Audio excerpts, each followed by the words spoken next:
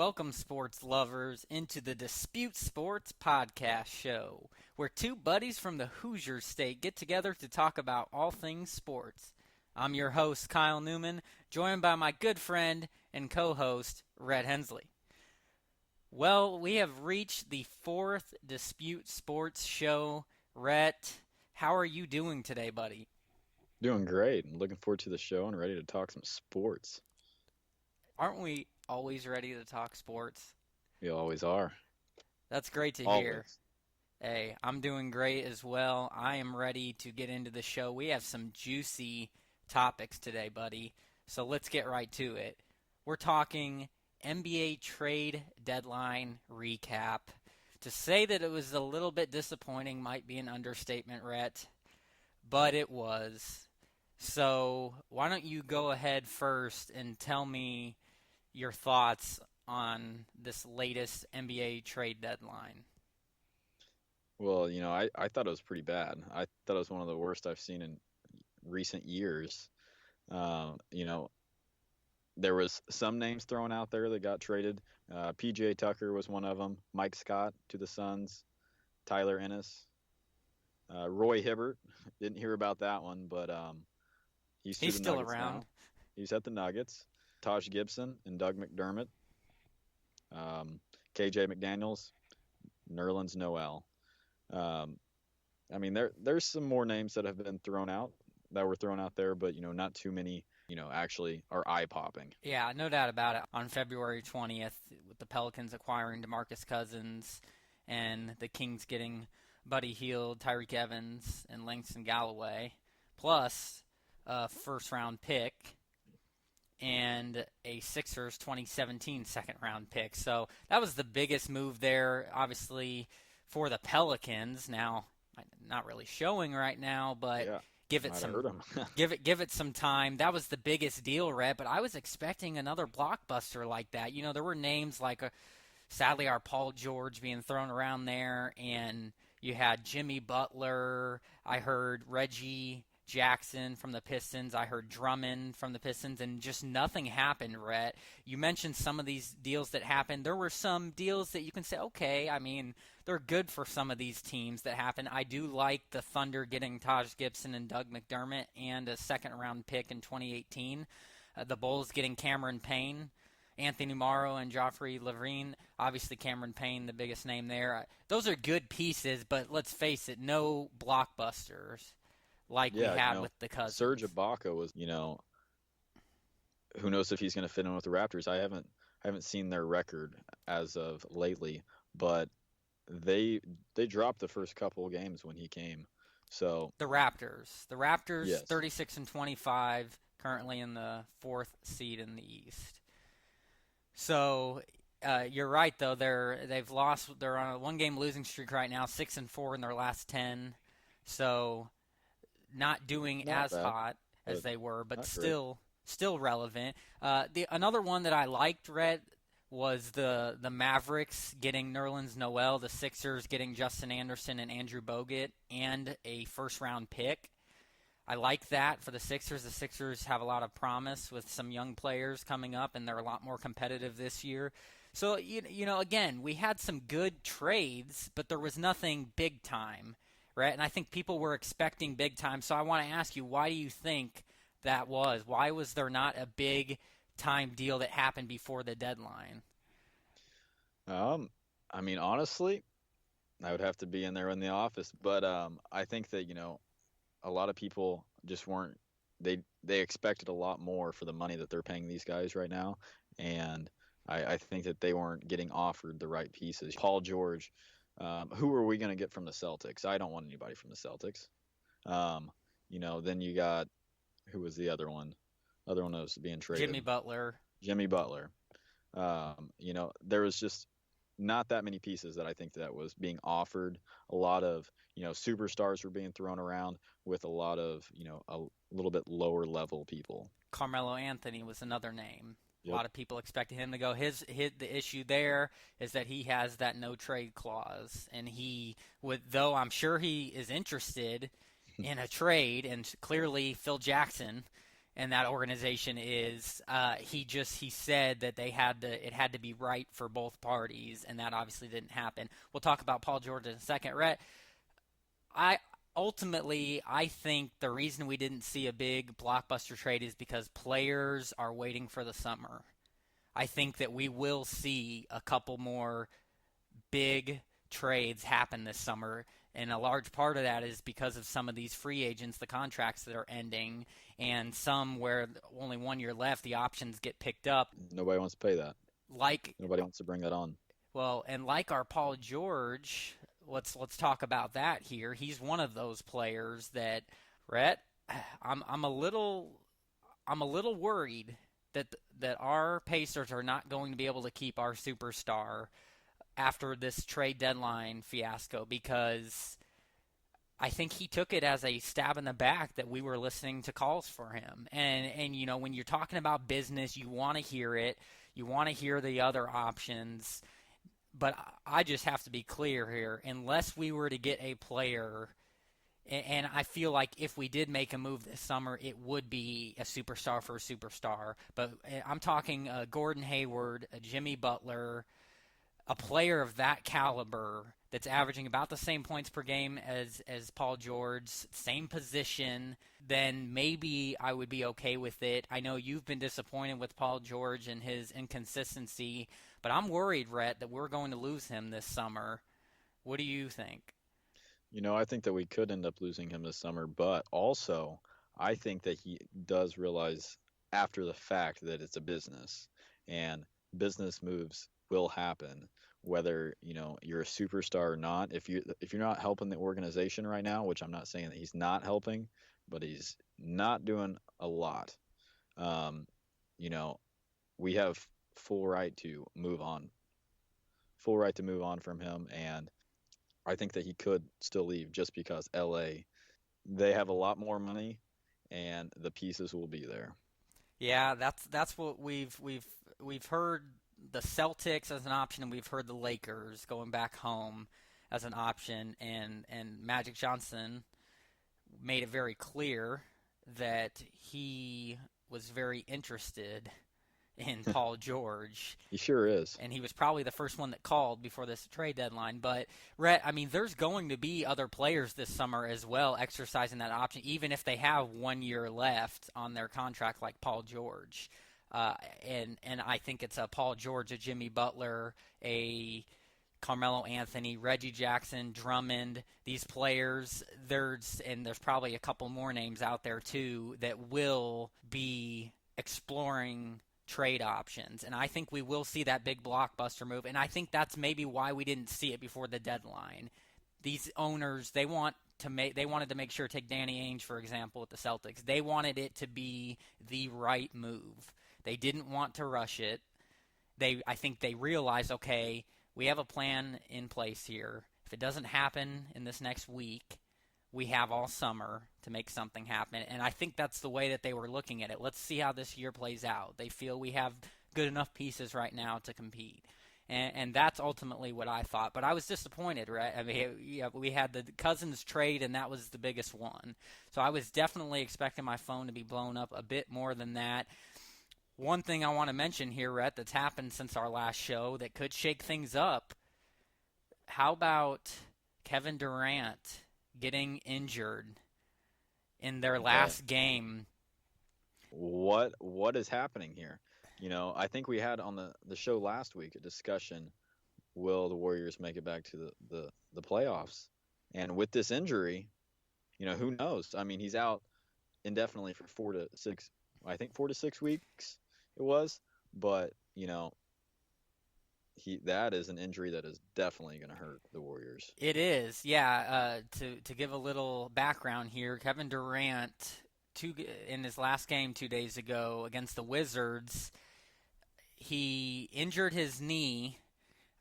It just a freak accident. Zaza Pachulia was pushed to the ground and right into Kevin Durant's knee. You see him hopping around, and it ended up being, at first they said he hyperextended his knee and he was going to get an MRI. That came back with some negative results where it was I think I saw a knee bruise and a left knee contusion, I want to say.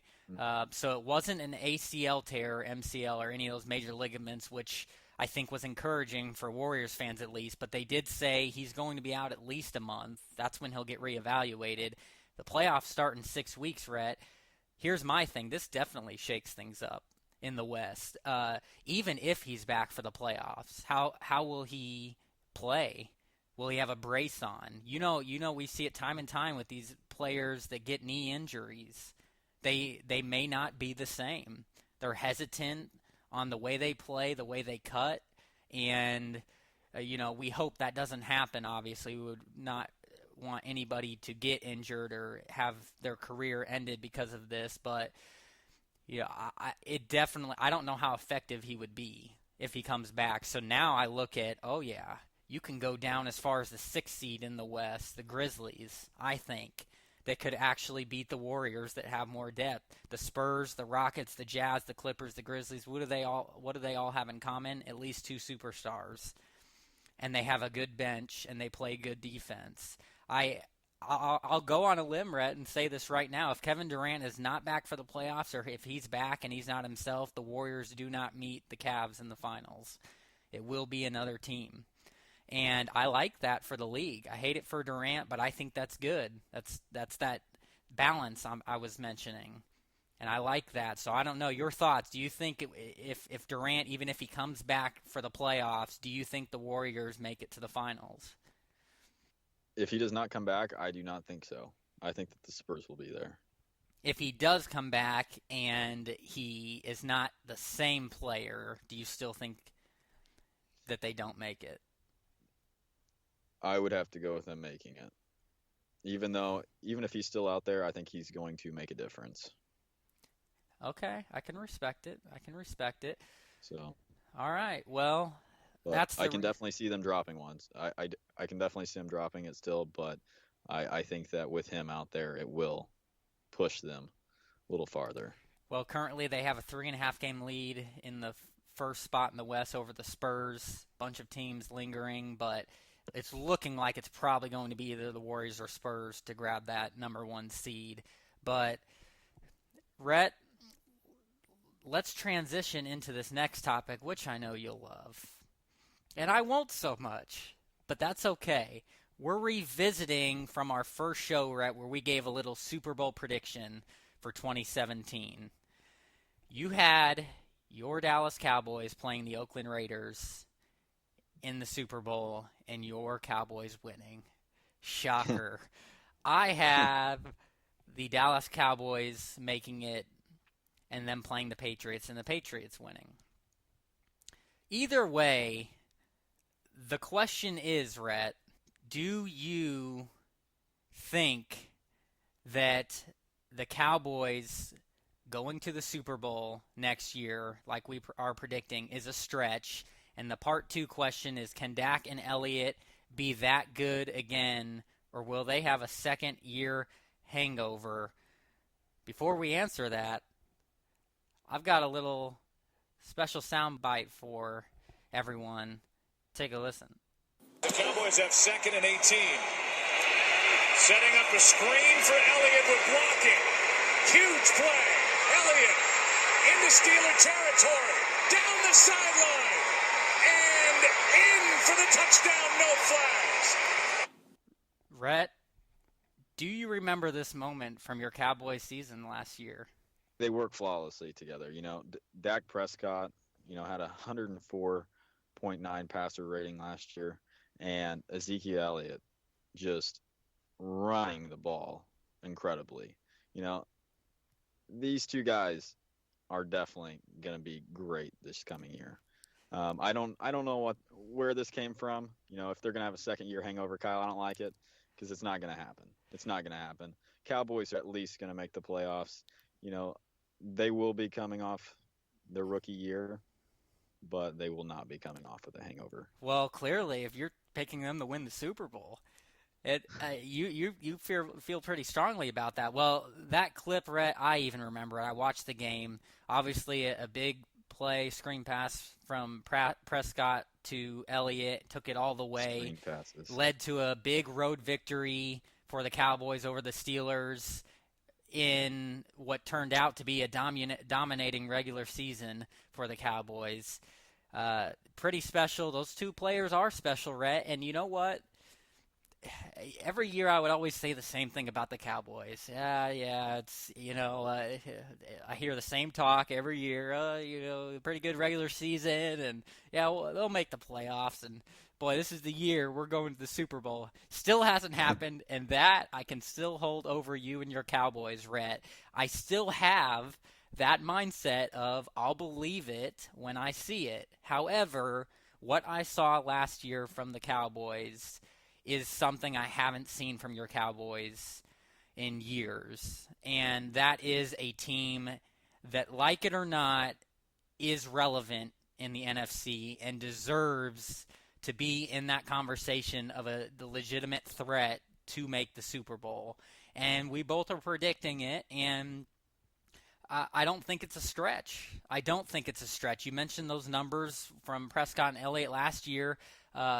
I don't ever remember two rookie duos that had such a successful first season as these two players. I mean, they dominated the league. They didn't look like rookies. They looked like 10-year veterans on their way to the Hall of Fame.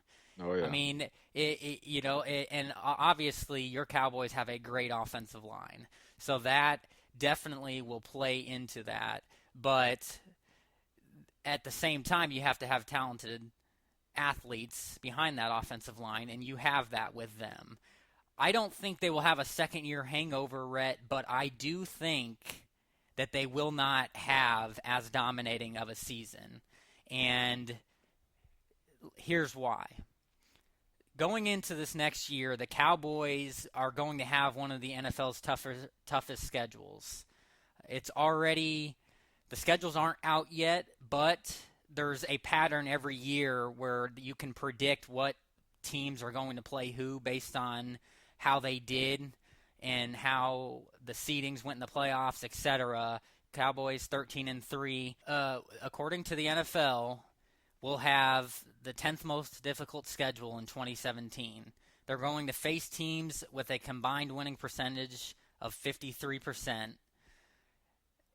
Rhett, with their schedule next year, they are going to face teams like the Green Bay Packers. They're going to face teams like the Giants, obviously twice, who beat them this past year. You're going to play the Seahawks. You're going to play these top teams in the NFC and even a couple top teams in the AFC. So with that, they will take a step back. Teams are going to respect these athletes now, and they are going to be gunning for them. And they're going to get a game plan that's going to attempt to make them less effective, Rhett. So I don't think they'll have a hangover, but they will not. They will take a bit of a step back into more of a realistic expectation type of season for second-year players. What do you have to say about that? I don't know. I think that they'll take a little bit of a step back just because, people will, they'll be gunning for him more. Even though I think they were gunning for him last year just because, they're rookies, and who wants to be shown up in a league by rookies? I mean, you just don't want to. But, I think that they will take a little bit more of a step back this coming year since they will have a tougher schedule. But the Giants, I do not see them as a threat next year. I do not think that they will take an even bigger step back. But beside that, they will be playing a lot better teams coming up. I also look at the fact that the Cowboys are going to have some things happen here in free agency. Who will their backup quarterback be? Because the bottom line is, yes, you have Prescott, but it's very hard to go through a whole season and not get injured at some point. And we have a very good feeling that Tony Romo will be moving to a different team very soon. A couple of the teams that are highest on the likelihood of Romo going to are the Broncos or the Texans. I personally think it will be the Houston Texans. But the bottom line is you're going to have a backup quarterback hole to fill, Rhett. The running back position. You're going to need a legitimate backup to Ezekiel Elliott. Same situation. Darren McFadden, Alfred Morris are going to be free agents this next year. And at the wide receiver position, you're going to need that skilled receiver outside of Dez Bryant because Terrence Williams and Bryce Butler are going to be free agents as well. So I look at that on offense, Rhett, and your offensive line should pretty much stay the same, so you'll have that behind your backs. But those are some big holes in key positions to fill there. And also, Rhett, on the defensive end, you guys need an edge rusher.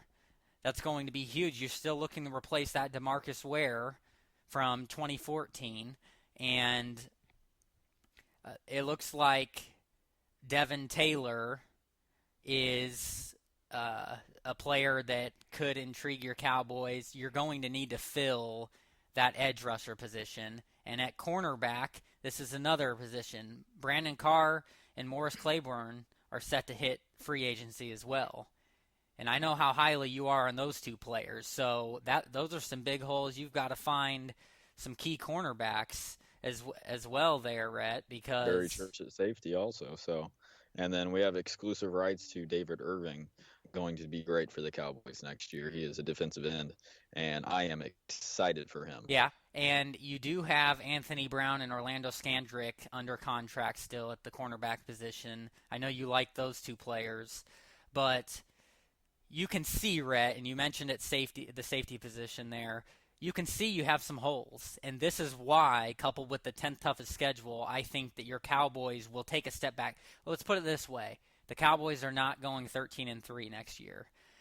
I think I'm looking at maybe a 12-4, 11-5 team, which is no disrespect to them as far as that how talented they still are, because we saw what the 11-5 Falcons did this past year, going all the way to the Super Bowl. So it's just all that says is they aren't going to have as much success this year in the regular season because of the schedule being tough and some of these holes. I can understand that. Definitely we're not going to have the same exact team back. There's going to be players that are going to be gone, like Darren McFadden as one of the backup running backs, Gavin Escobar. We have a lot of players that you've mentioned that will be possibly making their way out, but it's going to be interesting to see this upcoming season. It will indeed. It will indeed. So it sounds like we're pretty much on the same page there with that, Rhett. So let's transition into our final topic here, one that I'm excited to talk about. Do you have a problem with one and done in college basketball? To give a little background on this whole one and done idea, this was a rule that came into effect, Rhett, back in 2005, where the NBA made a rule that you have to be at least 1 year removed from high school or 19 years old to go to the NBA. Okay? So with that, here's a couple little statistics that I got from SECCountry.com. So before that rule came into effect, right, in 2005, there were very few high schoolers that skipped college for the draft. Between 2000 and 2005, so that 5-year span, NBA teams selected just 22 high schoolers and 13 freshmen in the first round. 8 of the high schoolers came in one outlier draft in 2004. Otherwise, the league added fewer than 3 high schoolers a year in the first round. Okay, so that number skyrocketed since the one-and-done rule went into effect. Between 2011 and 2016, NBA teams picked 53 freshmen in the first round. So that's nearly 9 a year since this rule came into place. So those were statistics from Shehan Jayahara, SEC Country staff on SECCountry.com. Rhett, I'm going to go first on this, okay? because I have a strong Alrighty. opinion. You may not agree with me, but hold Oh on. boy. Okay? So my answer to do you have a problem with one and done in college basketball is yes. But I'm going to couple that with why I have a problem with it. I want to change to it, Rhett. And here's what I want the NBA to change this rule to. It's called 0 or 3. You wonder, what is that? Well, let me tell you, Rhett. 0. A player has the option out of high school as an 18-year-old. If they think they are good enough for the NBA, they have the right to go straight to the NBA out of high school. If they feel they're ready, there's the 0. Right from high school, no one rule set in place, at least 1 year in college. Okay, so that's the first side of it. Can go right from high school if they wish, if they feel they are ready. That's their decision. They're an adult. If they choose to go to college, they must stay in college at least 3 years. And with that, here's my reasonings. We'll take it from the side first of the 0, the right from high school. If a player feels that they are that ready for the NBA, again, 18 years old, they have the right to make that choice, then I'm all for that right out of high school. Let them have a chance. You know, you might as well not have college be a stepping stone if you're that ready for the NBA. So if you're ready, go try it out. They have the right to do that. On the other side, Rhett, going to college for at least 3 years, which in college football, that is the rule the NFL has for football players. I get it, a more physical sport, but they have that at least 3 years, and here's why I'd like to see that, the one or the other, Rhett. At least 3 years in college basketball, for me, says a few things. One, for the player, it tells me if they're choosing to go to college, they're not ready for the NBA. So go to college for 3 years, and with that, you're going to be coached to be more knowledgeable about the game of basketball, develop more of a skill set, you're going to get bigger, and you're going to be more ready for the NBA. The second thing is if you have a college player stay for at least 3 years, then they're more inclined to stay for that fourth and final year and get their degree, now educated going to the NBA, so they have a business background as well, something that if the NBA doesn't pan out, well, at least they have their degree, and now they have a knowledgeable basis and background behind them from college. So there's that to it. They also get to enjoy the college experience by staying at least 3 years. And with that, so do the fans. I think it's better for college basketball if these players that aren't necessarily ready for the NBA right away stay in college for at least 3 years. I think they'll enjoy their experience. I think that it makes college basketball, it's better for college basketball because it's more competitive. Fans get to follow these superstar athletes in college longer. So it's better for TV for college basketball as well. And at that point, you have, I feel like, more of a chance for these players to be successful in the NBA as opposed to going after just 1 year. So, Rhett, you see it on that side from if they go right from high school. Okay, that's why I say 0 or 3. You have the choice. 0 meaning, okay, if you're good enough, is there really a difference from now, right now, there being at least 1 year in college, 18 or 19? Really a difference between 1 year if you're that good? No. No, there isn't. So make it to where it like it used to be. We've seen successful players, Rhett, jump from high school to the NBA. It happens. It's not likely. It's not likely to happen to where they will be very successful, be superstars, Hall of Famers.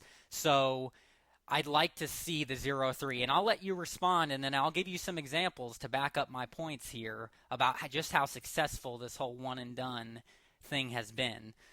Respond to me, Kyle, Rhett. So Kyle, yeah, I understand where you're coming from, but I absolutely hate it. I think that they actually need to take away the one and done rule. And if you can get kicked out of your house at 18 by your parents, then by God, you should be able to play basketball when you're 18.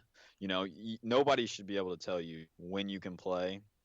If you have to go to college or if you can go to the NBA, nobody should, tell you what to do. That should be on your own. If you want to go to the NBA, then fine. If you want to go to college, get an education and possibly a free education, go right ahead. But the being required 3 years that you said, I can see that, but what happens if they get hurt? What happens, if their family gets in trouble and they need to go to the NBA because they need money? They have to work. You see that all the time. These players that are actually going into the NBA, if you take a look at their life right now, before that, they probably weren't having the best of lives. So, I think that you got to take that into account.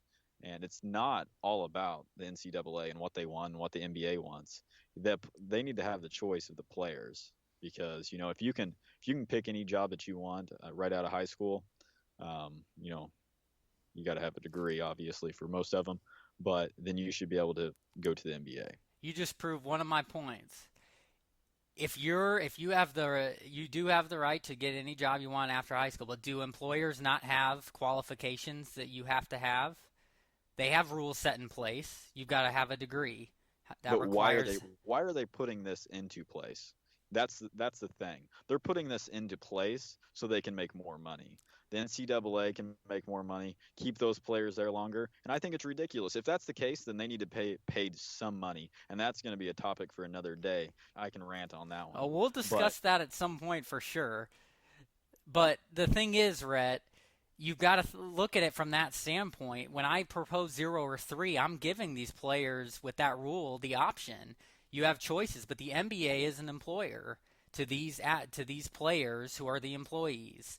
So you look at it from that standpoint. You got to look at. I look at it like they are looking out for their employees. You say, okay, you're good enough to come into the league. That's great for us. If you're that good, you'll make us money. Come in it right from high school if you're good enough. Otherwise, go to college for 3 years, get bigger, get more developed, get more of a skill set, then come to the NBA. And you'll be better for us because you'll be more successful. That's the way I look at it, and it's great for college basketball. I think it's better for these players, Rhett. There are not enough of these players at 19 years old that succeed in the NBA to where you can say it pays off and it is okay, and that this rule is a good rule. It needs to be their choice, though. And here's the thing. I have a list of players, the best 4-year college players, and then the best out of high school. Good. Hit me with best out of 4 years, Darren Collison, Jimmy Butler, Chandler Parsons, Kenneth Faried, Draymond Green. And I can tell you right now, Draymond Green, we can tell from his IQ of the game of basketball that maybe that potentially helped him out there. But you got these players that stayed 4 years. And if we compare them to the players that were one and done or that didn't even go, you have, what was it? LeBron James. Did Kevin Durant? Or no, Kevin Durant. Kevin Garnett.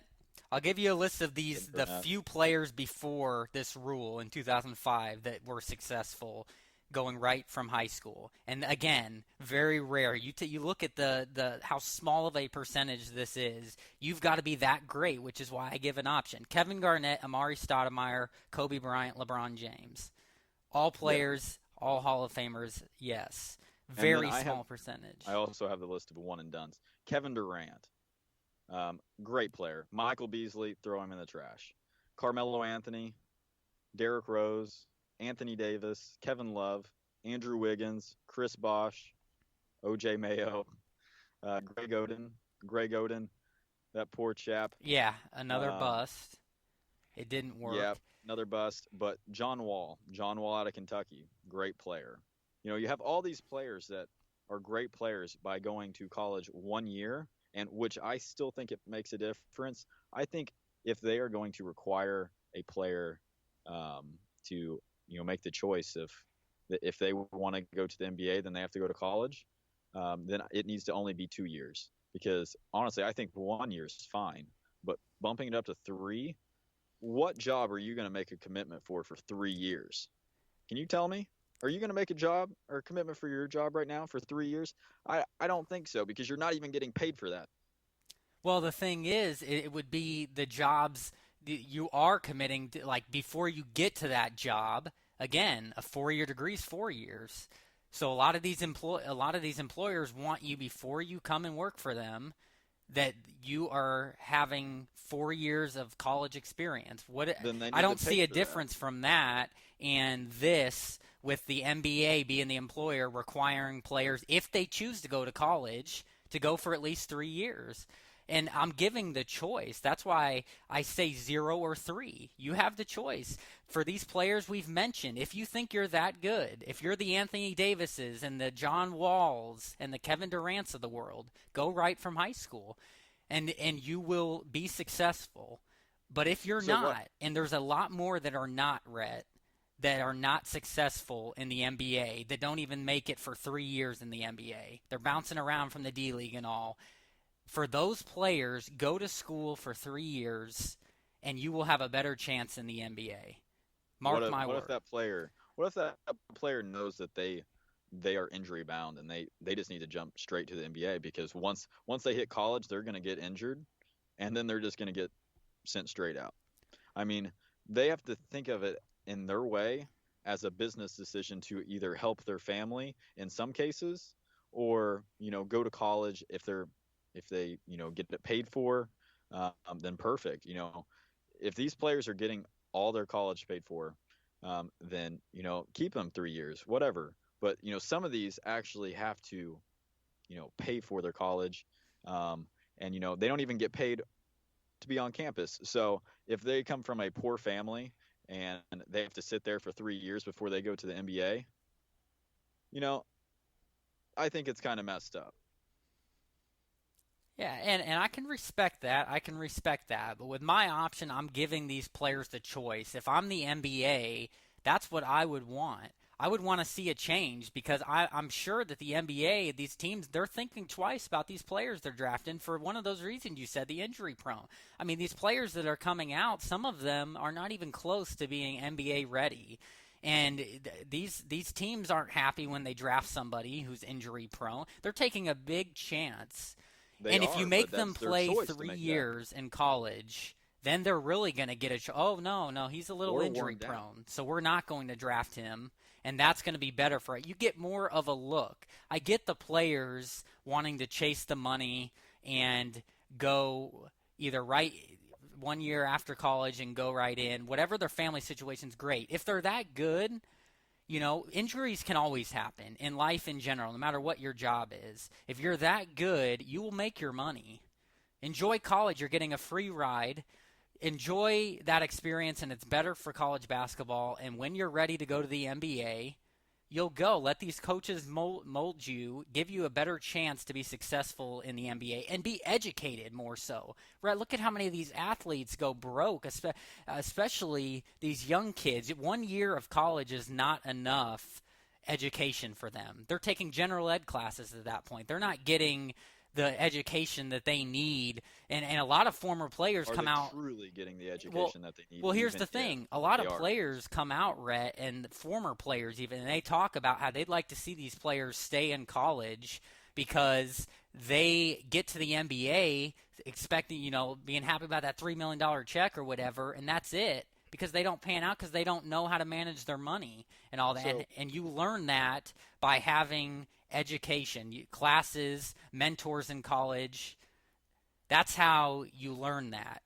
I mean, the statistics on these athletes, Rhett, that go broke is mind-boggling to me, and I hate to see it. And I think that if they stayed in college longer, that number would drop down. It's not drastically. Even staying in college longer. It's the NBA setting a place for money management classes. Even that would be helpful to be set in place, because you got people coming up to these NBA players wanting to invest in pretty much anything, and coming out of high school, you could be like, oh wow, that sounds like a perfect idea, but they will, people are terrible. You're going to try and get screwed over either way.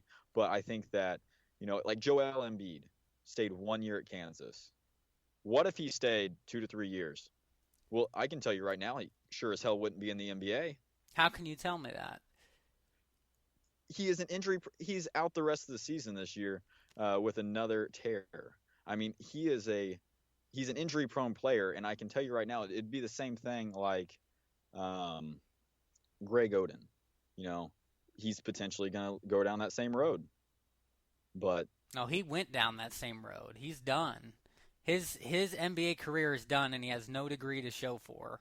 And money, you know, he has a degree to show for right now because he's in college at Ohio State working with their basketball team. Does he have a degree? Because I don't know this. He is, I think, one semester away. Okay, so he's working on it. Good for him. And that's the other side of it is these players could decide to go back to college if they want to. I also understand that. But you always have an opportunity to go to college. But I can tell you right now, you won't see a 50-year-old man going back in there unless you're Michael Jordan. Not really. But but yeah, that's what I'm saying. You have all the time in the world to go back to college.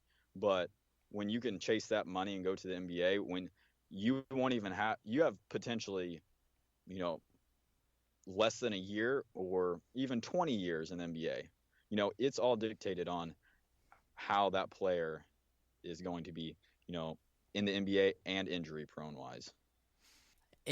That may be, but again, the injuries, you know, that's going to happen.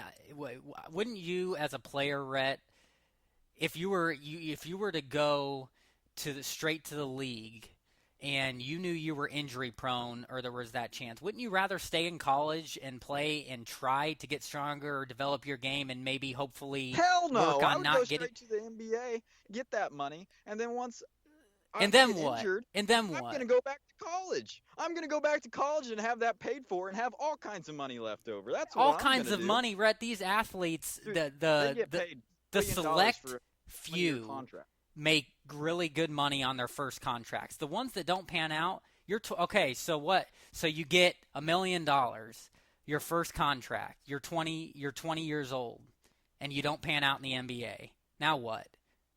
You got 40 years left of your life to work, and you don't have a degree. $1 million.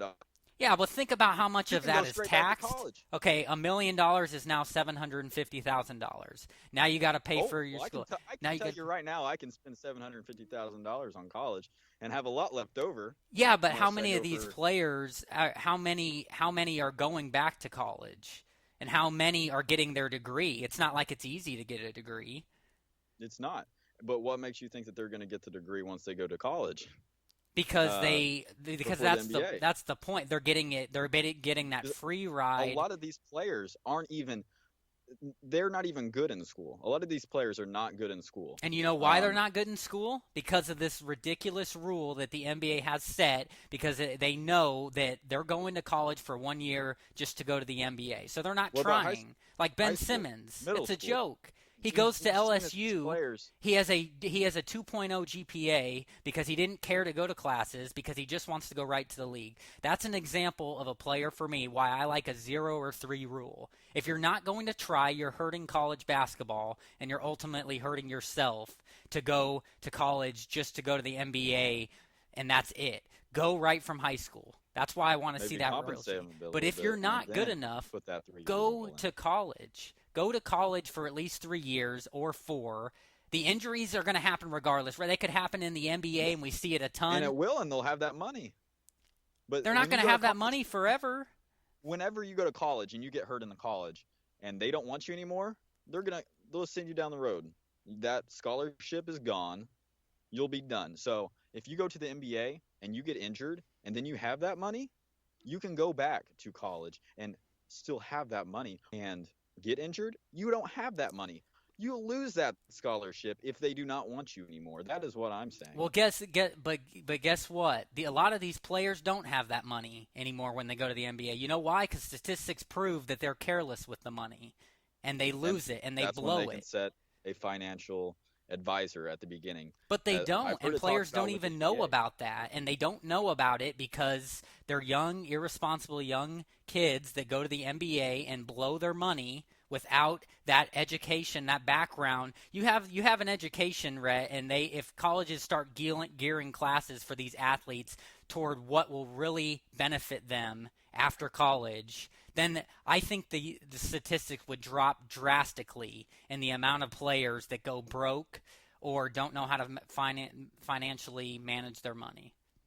What about the person that has, a single mom that makes $500 a week and she's doing everything that she can, and it's his option. Do you want to go to the NBA or do you want to go to college? That's what I'm giving these players. And they go to the NBA. And that's what I'm giving these players an option. You've got the choice. Go to the NBA or college. And while she's struggling and you're sitting in college, not making any money at all, and then you get injured, well, I can tell you right now, you could be potentially living on the street right after that. And, I can say the same thing for the NBA, but if they set a financial advisor in place at the beginning for all rookies, mandated classes, I think that would help. It would probably help, but I'm still of the mindset 0 or 3. Give them a choice. Go to college. If you go to college, you're going to college for a reason.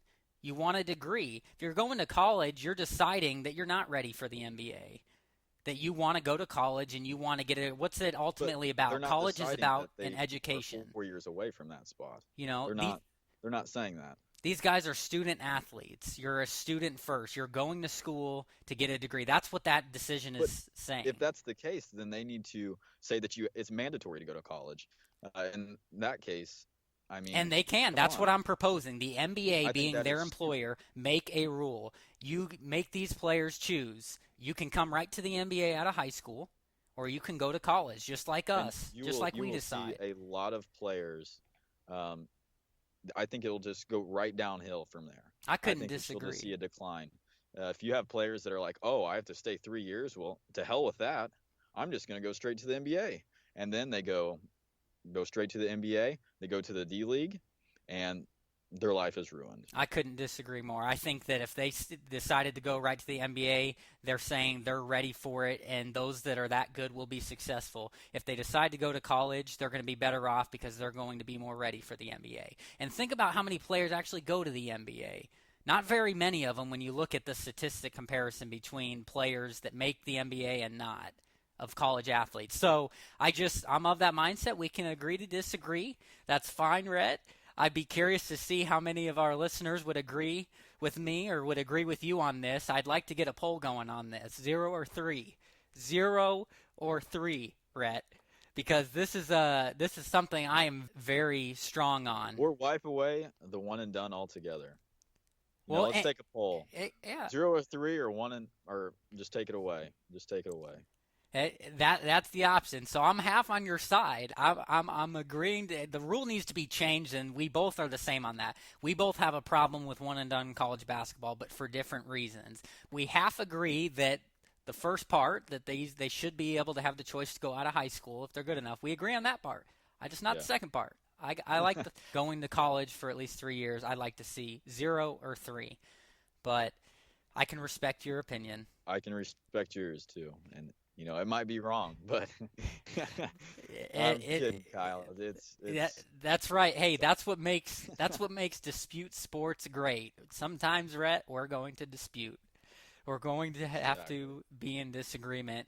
But I'll tell you what a great show this was today, Rhett. That does it for today's podcast. Thanks for tuning in, everybody. Don't forget, you can now subscribe to our podcast on iTunes and have every episode available to you right on your smartphone or tablet.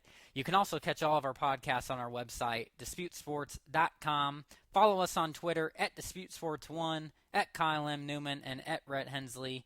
Until next week, have a great day, and don't forget, Dispute Sports. Anything sports, anytime, anywhere. Anywhere.